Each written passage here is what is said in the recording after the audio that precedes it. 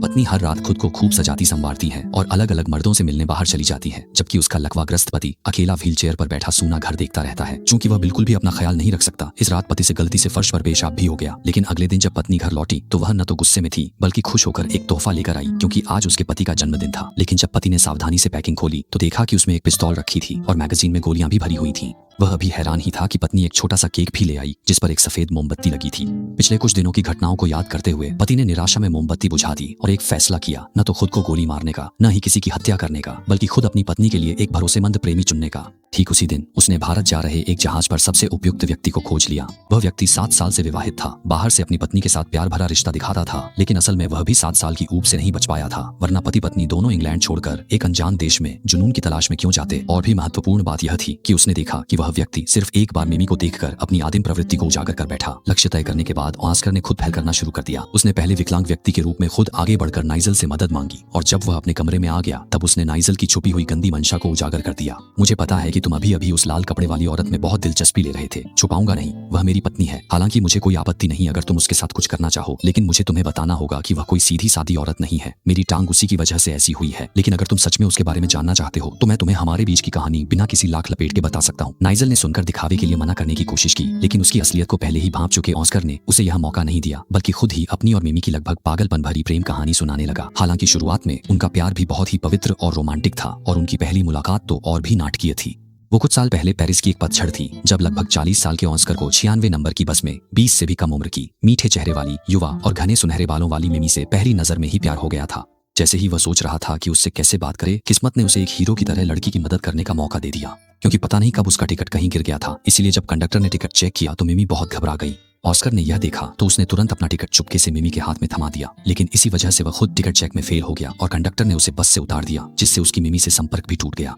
कुछ ही समय बाद ऑस्कर के दादा चल बसे और उन्होंने ऑस्कर के लिए एक बड़ी विरासत छोड़ दी। लेखन का सपना रखने वाला ऑस्कर उन साहित्यिक दिग्गजों के शहर पेरिस में बस गया, लेकिन जब भी वह खुद को लेखन में डुबोना चाहता उसके दिमाग में हमेशा मिमी की छवि उभर आती थी। इसीलिए अपनी तड़प को कम करने के लिए उसने हर दिन 96 नंबर की बस स्टॉप पर इंतजार करना शुरू कर दिया, चाहे आंधी हो या बारिश। उसने कभी हार नहीं मानी, बस मिमी से एक बार फिर संयोग से मिलने की उम्मीद में। दुर्भाग्यवश उसकी यह इच्छा कभी पूरी नहीं हो सकी। मजबूरी में उसने अपनी बढ़ती यादों को कम करने के लिए मिमी जैसी ही दिखने वाली एक लड़की को अपना सहारा बना लिया। लेकिन जब दोनों रेस्तरां में खाना खा रहे थे तभी असली सफेद चांदनी मिमी अचानक वेट्रेस के रूप में सामने आ गई। आश्चर्य और खुशी से भरपूर ऑस्कर ने तुरंत उस हमशक्ल को छोड़ दिया और मिमी को डेट के लिए आमंत्रित किया, और मिमी, जिसे ऑस्कर भी याद था, खुशी खुशी मान गई। इसी तरह वे साथ में खाना खाने लगे, साथ में घूमने लगे, बातें करने लगे और रोमांटिक सैर पर जाने लगे। जैसा कि ऑस्कर ने सोचा था, मिमी चंचल और प्यारी थी, उसमें जीवंत सकारात्मक ऊर्जा भी थी। और ऑस्कर भी बेहद कोमल है, वह एक बहुत ही उपयुक्त उम्र में बड़ा प्रेमी है। लेकिन उसे यह उम्मीद नहीं थी कि पहली बार अंतरंग संबंध बनने के बाद मिमी अपनी एक बिल्कुल अलग छवि दिखाने लगेगी। वह अब शर्मीली और संकोची नहीं रही, बल्कि और भी ज्यादा जंगली और आकर्षक हो गई। कभी कभी वह घर पर ऑस्कर के सामने कामुक नृत्य करती, उसके हाव भाव और भावनाएं बेहद उत्तेजक होती। कभी कभी वह जानबूझकर दूध अपने चेहरे पर गिरा देती, फिर ऑस्कर से कहती कि वह उसे धीरे धीरे चाट कर साफ करे। इस दिन उसने तो हद ही कर दी, उसने शेविंग ब्लेड से ऑस्कर के गाल को काट दिया, लेकिन उसके गुस्सा होने से पहले ही वह ताजा खून निकल गई। शुरुआत में ऑस्कर भी इस खतरनाक लेकिन आकर्षक जुनून का आनंद लेता था, इसलिए वह 3 दिन और 3 रात तक घर से बाहर नहीं निकला। लगातार मिमी के साथ समय बिताता रहा, क्योंकि उस समय का एहसास बहुत ही लुभावना था। यादों में डूबे ऑस्कर ने जैसे जैसे किस्सा सुनाया, वह और भी उत्तेजित होता गया और ज्यादा विवरण साझा करने लगा, जिससे श्रोता नाइजेल की हालत असहज हो गई, जैसे वह कांतों पर बैठा हो। हालांकि जब वह उठकर चला गया तो खुद को रोक नहीं पाया और उन पलों को याद करने लगा। लेकिन अपने भीतर की हलचल छुपाने के लिए उसने कमरे में लौटने के बाद समुद्री बीमारी से गहरी नींद में सोई पत्नी फियोना को जानबूझकर चूमा, और जब वह जागी तो उसे सुनी हुई कहानी व सारे विवरण एक एक करके सुना दिए। हालांकि कहानी में मिमी भावनाओं में अधिक हावी लगती है, लेकिन फियोना को लगता है कि मिमी ज्यादा दयनीय है और वह पीड़ित की तरह लगती है। क्योंकि नानू संबंध एक निजी विषय है, प्यार में डूबे जोड़े अपने प्यार का इजहार कैसे भी करें यह समझा जा सकता है, लेकिन शयन कक्ष की हर बात को दूसरों को बताना यह चरित्र में खोट की निशानी है। इसलिए जब रेस्तरां में ऑस्कर और मिमी से अचानक मुलाकात हुई तो हमेशा मिलनसार रहने वाली फियोना उनसे बातचीत करना नहीं चाहती थी और उनके साथ एक ही मेज पर खाना तो नहीं चाहती थी, लेकिन वे जबरदस्ती शामिल हो गए, जिससे खाने की मेज का माहौल अजीब हो गया। इतना ही नहीं, ऑस्कर ने भी माहौल न समझते हुए यह कह डाला कि हर किसी के पास कुछ रहस्य होते हैं और हर एक प्रेम कहानी चाहे बाहर से कितनी भी खूबसूरत क्यों न दिखे, उसके भीतर त्रासदी के बीज छिपे होते हैं। वहीं मिमी ने लंच खत्म होने से ठीक पहले चुपके से अपने पैर से नाइजल को छेड़ा, जिससे उसका मन डोल उठा। पता नहीं ये पहले से सोची समझी साजिश थी या सिर्फ एक संयोग। इससे ऑस्कर ने एक बार फिर नाइजल को अपने और मिमी की कहानी सुनने के लिए आमंत्रित कर लिया। पहले से ही बेसब्र नाइजल ने स्वाभाविक रूप से तुरंत हामी भर दी। बस उसे यह अंदाजा नहीं था कि आगे जो कहानी वह सुनेगा वह उसकी सारी धारणाओं को हिलाकर रख देगी। जैसा कि सब जानते हैं, कोई भी चीज जब अपने चरम पर पहुंचती है तो धीरे धीरे उसका पतन शुरू हो जाता है। प्यार भी कुछ ऐसा ही है, जब भावनाओं की तीव्रता अपने शिखर पर पहुंचती है तो उसके बाद वह ढलान की ओर बढ़ने लगती है। लेकिन यह नियम ऑस्कर और मिमी पर लागू नहीं हुआ, क्योंकि एक निर्णायक क्षण पर एक महत्वपूर्ण घटना घटी। उस दिन ऑस्कर मिमी को लेकर एक स्की रिसोर्ट पर गया था। समय पर घर न लौट पाने के कारण रात में वे एक छोटे से लकड़ी के केबिन में ठहर गए। बाहर बर्फ के फाहे गिर रहे थे और अंदर का माहौल वसंत जैसा गर्म था। मिमी केवल एक टी शर्ट पहनकर फर्श पर लेटी हुई टीवी देख रही थी, जबकि ऑस्कर आधा नशे में था और सोफे पर लेटकर मिमी को निहार रहा था। अचानक मिमी उठी और बड़े बड़े कदमों से टीवी के सामने चली गई। फिर उसने अपनी टांगें फैलाकर स्क्रीन के सामने पेशाब कर दिया। और यह दृश्य देखकर ऑस्कर को न तो घिन आई, बल्कि वह जैसे किसी जादू के वश में आकर जल्दी से मिमी के सामने रेंगता हुआ गया और अपने पूरे चेहरे से उस सुनहरी गर्म धार का स्वागत किया। जैसे जैसे उसकी इंद्रियां सुन्न होती गईं, उसने पहले कभी न महसूस किया गया चरम सुख अनुभव किया। जब ऑस्कर यादों में डूबा था, श्रोता नाइजेल का चेहरा विकृत होने लगा था। वह समझ नहीं पा रहा था कि सामने वाला इतना विकृत क्यों है, और उससे भी ज्यादा यह समझ नहीं आ रहा था कि इतनी विकृत हरकत को किसी अजनबी के साथ क्यों साझा किया जाए। यह तो पूरी तरह से गंदा और घिनौना है। लेकिन ऑस्कर को लगता था कि किसी औरत के पैरों में समर्पित हो जाना पवित्र अनुभव है, और जिसने सब कुछ प्रबल जुनून को नहीं जिया वही दयनीय है। इसके तुरंत बाद उसने नाइजेल की भावनाओं को शांत करने के बाद फिर से जुनूनी होकर याद करने लगा। उसके बाद जैसे हमने कोई नई दुनिया खोज ली हो, हम विभिन्न सेक्स के तरीके आजमाने लगे, कभी उपकरण से, कभी रोल प्ले करके। मुझे सबसे ज्यादा आकर्षित करता था वो थी खुद को प्रताड़ित कराना, यातना सहना। इसीलिए मैं अक्सर सीक्रेट से मांग करता था कि वह मेरे साथ जानवरों जैसा व्यवहार करे, और सीक्रेट भी मुझसे जो चाहे वही करता था। इसी तरह हम दिन रात कई हफ्तों तक लगातार खेलते रहे, जब तक कि मेरा शरीर सच में और बर्दाश्त नहीं कर सका। तब मैंने ताजा हवा में बाहर जाने का सुझाव दिया, लेकिन मुझे अंदाजा नहीं था कि उसी पल से हमारे रिश्ते में अचानक गिरावट आनी शुरू हो जाएगी। उस रात हम बाहर गए। शुरुआत में मैं बहुत खुश था, दोस्तों के साथ जो मेरे चारों ओर इकट्ठा हुए थे। लगातार शराब पी रहा था और बातें कर रहा था, खुलकर अपनी बात कह रहा था। लेकिन सीक्रेट अचानक उठी और बगल में बैठे आदमी के साथ डांस फ्लोर पर चली गई, और दोनों एक दूसरे के बेहद करीब होकर गर्मजोशी से डांस करने लगे। कहा जाता है कि बेवफाई किसी रिश्ते का सबसे रोमांचक पहलू होती है, लेकिन मुझे कोई जोश महसूस नहीं हुआ, बल्कि मुझे चोट पहुंची। इसलिए मैं उदास होकर समय से पहले अकेला घर लौट आया। हालांकि सीक्रेट ने आंसुओं के साथ सफाई दी कि जब उसने मुझे दूसरी औरतों के साथ देखा तो उसे जलन हुई, इसलिए वह दूसरे आदमी के साथ नजदीक हो गई। मैंने भी उस पर भरोसा किया और अब भी उससे प्यार करता हूँ। लेकिन उसके बाद चाहे हमने कितनी भी नई चीजें आजमाई, हम पहले जैसा जुनून और प्यार कभी वापस पा नहीं सके। यह सब सुनकर नाइजेल का दिल जोर जोर से धड़कने लगा। जब उसने देखा कि सीक्रेट सेक्सी लाल ड्रेस पहनकर कमरे में दाखिल हुई है तो उसका दिल और भी तेज धड़कने लगा, क्योंकि वह बेवफाई का रोमांच महसूस करना चाहता था। यहाँ तक कि जब सीक्रेट ने उसे अकेले में मिलने का न्योता दिया तो उसने अपनी पत्नी फियोना से झूठ बोलने में भी संकोच नहीं किया। हालांकि जब वह बड़ी मुश्किल से फियोना से पीछा छुड़ाकर तय समय पर उत्साहित होकर सीक्रेट के कमरे का दरवाजा खोलता है और अधीर होकर उस धुंधले माहौल में उसे अपना बनाना चाहता है, तभी ऑस्कर अचानक से विजयी मुस्कान के साथ हंस पड़ता है। असल में नाइजेल को मूर्ख बनाया गया था, या यूं कहें कि वह सिर्फ ऑस्कर और सीक्रेट के खेल का एक हिस्सा भर था। लेकिन ऑस्कर ने यह भी वादा किया कि अगर नाइजेल उनकी कहानी सुन लेता है तो वह खुशी खुशी सीक्रेट को सौंप देगा। नाइजेल एक तरफ तो जुबानी तौर पर घिनौना कहकर शिकायत करता रहा, लेकिन दूसरी तरफ वह आज्ञाकारी श्रोता बना रहा। सीक्रेट के प्रति शारीरिक इच्छा खत्म हो जाने के बाद ऑस्कर ने सोचा कि दोनों को तुरंत अलग हो जाना चाहिए। आखिरकार बिना सेक्स के प्यार, चाहे भावना हो, भी निभाना मुश्किल है, और जब अभी भी भावनाएं बाकी हैं, उस समय अलग होना उन भावनाओं के पूरी तरह खत्म हो जाने और सब कुछ बिखर जाने के बाद अलग होने से कहीं बेहतर है। लेकिन वह हमेशा इस बारे में बात करने में झिझकता रहा। यहाँ तक कि एक दिन वह सीक्रेट को लेकर एक बहुत महत्वपूर्ण प्रकाशक से मिलने गया, लेकिन सीक्रेट ने सब कुछ बिगाड़ दिया। दोनों के घर लौटने के बाद जबरदस्त झगड़ा हुआ। गुस्से में आकर और एक दूसरे की बातों में उपेक्षा महसूस करते हुए सीक्रेट ने खुद ही ब्रेकअप की बात छेड़ी, और ऑस्कर, जो पहले से ही रिश्ता खत्म करना चाहता था, खुशी खुशी मान गया। अफसोस, आखिरकार सीक्रेट यह रिश्ता छोड़ नहीं सका। इसी तरह दोनों फिर से एक गतिरोध में फंस गए।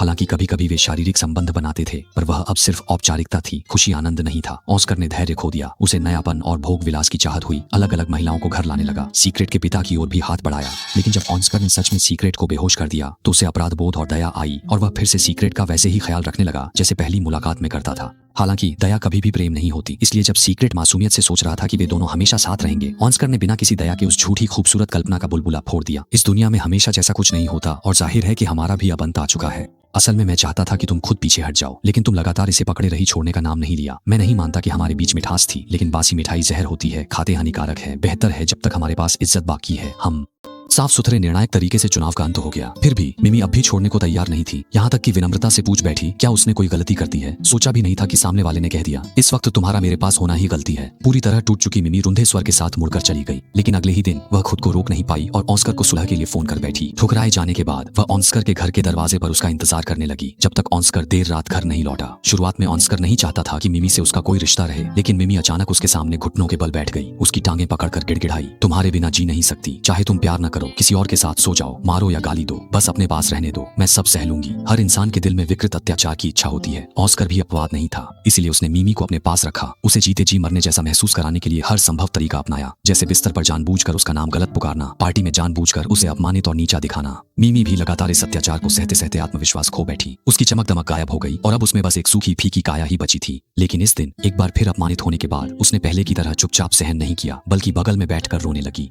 असल में जो बच्चा चाहती थी वह गर्भवती हो गई थी, लेकिन ऑस्कर को पता चलते ही उसने उसे गर्भपात कराने को कहा, यह कहकर कि वह बच्चे को अच्छी जिंदगी नहीं दे सकता। अधिकार न होने के कारण मिमी न चाहते हुए भी उसकी बात मानने को मजबूर थी। उस समय गर्भपात की प्रक्रिया अविकसित थी, जिससे उसे भारी दर्द, संक्रमण और जटिलताओं का खतरा उठाना पड़ा। ऑस्कर यह देखकर बहुत दुखी हुआ और अपने मन की कमी को पूरा करने के लिए उसने मिमी को विदेश घुमाने ले जाने का फैसला किया। लेकिन ठीक विमान के उड़ान भरने से एक पल पहले उसने अचानक तबीयत खराब होने का बहाना बनाकर अकेले ही चुपचाप विमान से बाहर निकल गया। असल में शुरू से ही वह सिर्फ मिमी से छुटकारा पाना चाहता था, इसलिए उसने पेरिस से लगभग 7,000 किलोमीटर दूर मार्टिनिक द्वीप की फ्लाइट का टिकट खरीदा था। और आज तक उसे उस रात चांद की आकृति भी साफ साफ याद है और वह रात उसकी उत्साहित मनोदशा भी उसे अच्छी तरह याद है। बेशक वही दृश्य उसके लिए शहद था, लेकिन मिमी के लिए वह निस्संदेह जहर था। यह सुनकर नाइजेल को लगा कि ऑस्कर जरूर झूठ बोल रहा है, क्योंकि वह यकीन नहीं कर सकता था कि दुनिया में इतना नीच इंसान हो सकता है, और अगर हो भी तो वह खुद ही अपनी पोल खोलने की हिम्मत नहीं करेगा। ठीक वैसे ही जैसे उसके मन में बेवफाई का ख्याल आया था, यहाँ तक कि उसने असल में ऐसा किया भी था, लेकिन वह कभी किसी को नहीं बताएगा और न ही फियोना के सामने कबूल करेगा, भले ही फियोना को इसका आभास हो गया हो। इतना ही नहीं, जब फियोना ने सवाल किया वह शर्मिंदा होकर गुस्से में आ गया और उल्टा ईबा पर ही दोष मढ़ दिया। फिर मौके का फायदा उठाकर ऑस्कर के कमरे में जा पहुंचा। कहानी का दूसरा हिस्सा सुनने के बाद आखिरकार मिमी से छुटकारा पाने के बाद ऑस्कर ने पहले खोई हुई जंगल की भरपाई के लिए महिलाओं के शरीर का बेकाबू होकर आनंद लेना शुरू कर दिया। अब न तो लिखता है, न ही कोई काम करता है, हर दिन रात में जागता है और दिन में सोता है, बिगड़ी हुई जिंदगी जीता है। यहाँ तक कि रात भर की मस्ती के बाद सुबह जब नशे में था और महिलाओं को लिए हुए था, अचानक आई ट्रेन से टकराकर जमीन पर गिर पड़ा। जैसा कि कहा जाता है, अच्छे लोग कम जीते हैं लेकिन बुरे लोग सदियों तक जिंदा रहते हैं। गंभीर ट्रेन दुर्घटना के बावजूद ऑस्कर को कोई बड़ी चोट नहीं आई, बस हल्का ब्रेन कंकशन और दाहिनी जांघ की हड्डी टूट गई। लेकिन कुछ हफ्तों बाद उसे एहसास हुआ कि जीना मौत से ज्यादा दर्दनाक है, क्योंकि 2 साल से गायब रही मिमी सुरक्षित लौट आई, बल्कि वह शानदार कपड़े पहने, आत्मविश्वास से भरी और एक सफल व्यक्ति की तरह दिख रही थी। जब मिमी को मार्टिनिक द्वीप पर फेंका गया और वहां उसका कोई नहीं था, तो उसने पहले गर्भपात के ऑपरेशन के कारण गंभीर बीमारी झेली। वह लगभग मर गई थी। मर गया। मौत से बच निकलने के बाद उसने एक होटल में वेटर की नौकरी कर ली, जहां उसकी जिंदगी कठिन थी। जल्द ही होटल के मैनेजर ने देखा कि वह नृत्य कर सकता है, तो उसने उसे नाइट क्लब में काम करने की सिफारिश कर दी। उसने जल्द ही नाइट क्लब का स्टार बन गया। हालांकि ऑस्कर ने मिमी को देखते ही अंदाजा लगा लिया था कि उसे बदला लिया जाएगा, लेकिन उसने कभी नहीं सोचा था कि मिमी इतनी बेरहमी से उसे पोशाक में लिपटे बिस्तर से जोर से खींचकर गिरा देगी, जिससे उसकी कमर के नीचे का हिस्सा हमेशा के लिए लकवाग्रस्त हो जाएगा। इसके बाद के दिनों में मिमी उसकी निजी देखभाल करने वाली भी बन गई, जो खाने पीने, रहन सहन और दवाइयों के इंजेक्शन की देखभाल करने लगी। दूसरों की नजर में प्यार और खुशहाल जोड़े लगते थे। मिमी अपनी जिम्मेदारियों को लगन से निभा रही थी, लेकिन सिर्फ ऑस्कर जानता था कि उसका शरीर और मन किस यातना से गुजर रहा था। खाने की चीजें अधपकी रहती थीं, उसकी जांघ में सुई एक जगह चुभाई जाती थी, सामाजिक गतिविधि की इजाजत नहीं थी, बाहर जाने का मौका मिलता तो उस पर नजर रखी जाती थी। उसे मिमी की समय समय पर मिलने वाली तिरस्कार भरी नजरों को सहना पड़ता था और मिमी और दूसरे मर्दों के साथ उसके यौन संबंधों का सामना करना पड़ता था। और मिमी का उससे इतनी नफरत करने का कारण सिर्फ यह नहीं था कि वह उसे चाहकर भी नहीं पा सकी, उसे छोड़ दिया गया, उसके साथ खेला गया, बल्कि उसकी वजह से मिमी अब कभी भी अपना खुद का बच्चा नहीं पा सकती थी। बेशक अगर प्यार ना होता तो नफरत भी नहीं होती, अगर प्यार ना हो तो किसी ऐसे व्यक्ति को चोट पहुंचाना जिससे कोई लेना देना ना हो असल में कोई सुखद बात नहीं है। इसलिए ऑस्कर को पूरा यकीन है कि मिमी आज भी उससे प्यार करती है। दूसरे पक्ष द्वारा किए गए तमाम काम दरअसल उसी के तरीके से उसे जवाब देने के लिए हैं, और वह भी खुशी खुशी इसे स्वीकार करने को तैयार है। आखिरकार अब दोनों एक दूसरे के बिना नहीं रह सकते, तो एक दूसरे को ताउम्र सताते रहना भी कोई बड़ी बात नहीं है। इसलिए कुछ ही समय बाद उन्होंने चर्च में शपथ ली और शादी कर ली और कानून द्वारा मान्यता प्राप्त और बंधे हुए एक सच्चे पति पत्नी बन गए। पूरी कहानी सुनने के बाद नाइजेल अचानक ऑस्कर को समझ गया, उसकी दीवानगी को समझ गया और मिमी के प्रति उसकी क्रूरता को भी समझ गया, क्योंकि एक पुरुष होने के नाते वह भी इस बात का पछतावा करता है कि उसने एक पेड़ के लिए पूरा जंगल छोड़ दिया, सिर्फ तथाकथित इज्जत के लिए। वह नहीं चाहता था कि लोग उसे घटिया आदमी कहें, और ऑस्कर की तरह सीधे ब्रेकअप करने की हिम्मत भी नहीं थी। कहा जा सकता है कि वह ऑस्कर से ज्यादा कायर और दिखावटी था, लेकिन वह सच में बेवफाई के जोश को महसूस करना चाहता था। इसीलिए जब उसने पक्का कर लिया कि फियोना ने सी सिकनेस की दवा खा ली है और फिर से गहरी नींद में चली गई है, तो वह सीधे सूट पहनकर नए साल के स्वागत के लिए डांस फ्लोर पर योंग रही मिमी के पास पहुंच गया। लेकिन जब वह मिमी के शरीर के करीब जाकर उससे अपने प्यार का इजहार कर रहा था, तो उसे बेरहमी से ठुकरा दिया गया। तुम कहते हो कि तुम मुझसे प्यार करते हो, लेकिन मैं अच्छी तरह जानती हूँ कि मैं तुम्हारी उबाऊ यात्रा का बस एक मनोरंजन हूँ। अगर तुम सच में मुझसे प्यार करते तो तुम्हें मुझसे मिलना नामुमकिन हो जाता। शायद तुम्हें लगता है कि मैंने तुम्हारे साथ खेला, तुम्हें चोट पहुंचाई, लेकिन क्या तुमने अपनी पत्नी को भी चोट नहीं पहुंचाई? सोचा नहीं था कि नाइजेल ने कहा। वैसे भी उसे कुछ पता नहीं चलेगा, और जब तक उसे पता नहीं चलेगा उसे कोई चोट नहीं पहुंचेगी। उसे यह नहीं पता था कि इसी वक्त फियोना पास के बार काउंटर पर बिना पलक झपकाए उसे घूर रही थी। असल में नाइजेल के मुंह से पता चला कि जब फियोना समुद्री यात्रा में चक्कर आने के कारण गहरी नींद में थी तो तमाशा देखने के शौकीन ऑस्कर ने खास तौर पर किसी को भेजकर उसे जगा दिया और पहली बार अपने पति को किसी और औरत के साथ छेड़खानी करते हुए देखकर फियोना न तो नाराज हुई बल्कि एक घूंट में शैंपेन पीकर सीधा डांस फ्लोर पर मौजूद मिमी के पास चली गई। इसके बाद दोनों ने जोशीली धुनों पर एक दूसरे से सटकर हॉट डांस किया और खुद को रोक नहीं पाई और गर्मजोशी से एक दूसरे को चूमने लगी। ऑस्कर यह देखकर उत्तेजित होकर नाइजेल से बोला, लगता है कि शुरू में मैंने गलत समझा था। मिमी के लिए सबसे अच्छा चुनाव तुम नहीं हो बल्कि तुम्हारी पत्नी है। एक ही पल में नाइजेल हैरान रह गया। अचानक उसे फियोना की पहले की चेतावनी याद आ गई, शादी से विश्वासघात मत करना वरना मैं तुम्हें दोगुना लौटा दूंगी। वह दुगुना लौट आएगी। उस समय नाइजेल को लगा था कि फियोना बस धमकी दे रही है, लेकिन अब वह पूरी तरह से यकीन कर चुकी थी कि फियोना अपने कहे पर जरूर अमल करेगी। हकीकत को स्वीकार करना उसके लिए मुश्किल था, इसलिए उस रात नाइजेल ने खुद को शराब में डुबो दिया और अगले दिन दोपहर तक मुश्किल से होश में आई। फिर आधी नींद में जब उसने देखा कि फियोना वापस नहीं आई है तो वह लड़खड़ाते हुए ऑस्कर के कमरे में गई। वहां उसने देखा कि फियोना और मिमी दोनों बिना कपड़ों के बिस्तर पर साथ सो रही थीं और ऑस्कर एक तरफ चुपचाप यह नजारा देख रहा था। भले ही नाइजेल को कोई कुछ न बताए, वह खुद ही समझ सकती थी कि क्या हुआ है, लेकिन ऑस्कर फिर भी बड़े रंगीन अंदाज में सब कुछ बयान कर रहा था। ऑस्कर ने सब कुछ हूबहू बताया। तुम्हारी पत्नी बेमिसाल है, उसमें बहुत सी संभावनाएं हैं जिन्हें खोजा जा सकता है। नाइजेल ने गुस्से में ऑस्कर का गला पकड़ा, पर ऑस्कर ने पिस्तौल पेट पर तान दी, जिससे डरकर वह तुरंत दीवार के कोने में जा छुपी। हालांकि जब वह डर के मारे जान जाने की चिंता कर रहा था तभी सामने वाले ने बिना हिचकिचाहट के गहरी नींद में से पिछवाड़े पर 2 गोलियां चला दी और फिर खुद को भी गोली मार ली। भले ही वह कोई आखिरी बात कह सकता था, लेकिन जब उसने पिस्तौल सौंपी थी शायद तभी मिमी ने ऐसे अंजाम की कल्पना कर ली थी। उसका प्यार और नफरत दोनों ही बहुत गहरे थे, जिन्होंने न सिर्फ दूसरों को बांध रखा था बल्कि खुद को भी कैद कर लिया था। केवल मौत ही उसे आजादी दिला सकती थी। ऑस्कर ने तो न जाने कितनी बार जोर देकर कहा था कि वह सबसे ज्यादा ऐसी जिंदगी चाहता है जिसमें कोई राज न हो, और इसी वजह से उसने कहानी पूरी करने के बाद ही कुछ करने का फैसला किया। इसकी वजह थी कि उसकी ख्वाहिश थी कि वह एक ऐसी किताब लिखे जो पीढ़ियों को प्रभावित करे। काबिलियत न होने पर उसने अपनी और मिमी की प्रेम घृणा कहानी को ही अपनी एकमात्र कृति के रूप में किसी को सुनाने का फैसला किया। नाइजेल ने मिमी से पूछा था, तुम अपनी पिछली जिंदगी की बातें मुझे क्यों नहीं बताती जबकि तुम भी उसमें शामिल थी। उस समय मिमी का जवाब था, मैं चाहती हूँ कि ये सब कुछ ऑस्कर के लिए छोड़ दूं। आखिरकार यही उसकी इकलौती दौलत है। एक गहरे अंधकार के बाद ऑस्कर और मिमी की लाशों को एक साथ क्रूज से नीचे उतार दिया गया। बुरी तरह डरी हुई फियोना नाइजेल के साथ डेक पर आई ताकि अपना मन शांत कर सके। इसी दौरान वह भारतीय छोटी लड़की जिससे वे पहले मिल चुके थे उनके पास आई और धीरे से उन्हें नए साल की शुभकामनाएं दी। इसके बाद चांद निकला, लेकिन फिर बादलों में छिप गया और जो समुद्र पहले शोरगुल से भरा था वह भी अब शांत हो गया। बिटर मून एक ड्रामा फिल्म है, रोमन पोलांस्की द्वारा निर्देशित, मुख्य भूमिकाओं में पीटर कोयोट और इमानुएल सिग्नर के साथ। यह फिल्म 1922 में रिलीज हुई थी। नाइजेल और उसकी पत्नी फियोना भारत क्रूज पर सवार हैं।